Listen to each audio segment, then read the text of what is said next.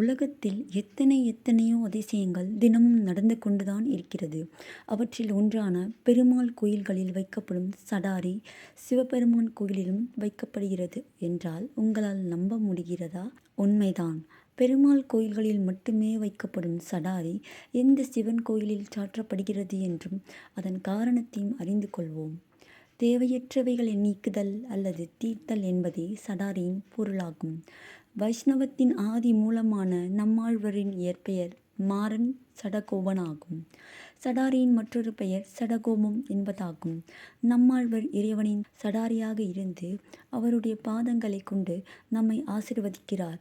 இதுவே சடாரியின் பொதுவான தத்துவமாக கருதப்படுகிறது. தமிழ்நாட்டில் மிகவும் பழமை வாய்ந்த திருநள்ளூர் கல்யாண சுந்தரேஸ்வரர் கோயிலில்தான் எங்கும் இல்லாத அதிசயமாக சடாரி வைக்கும் வழக்கம் கடைபிடிக்கப்படுகிறது. இக்கோயிலில் நவகிரகங்கள் இல்லை என்பது மற்றொரு அதிசயமாகும்.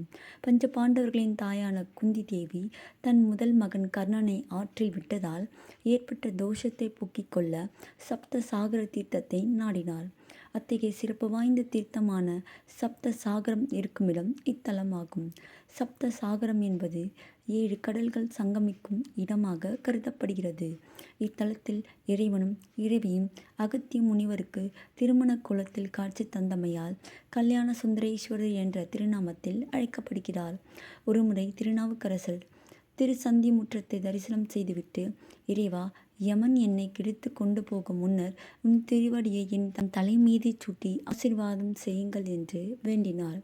திருச்சந்தி முற்றத்தில் வேண்டிக் கொண்ட திருநாவுக்கரசர் வேண்டுதலை சிவபெருமான் திருநள்ளூரில் நிறைவேற்றினார்.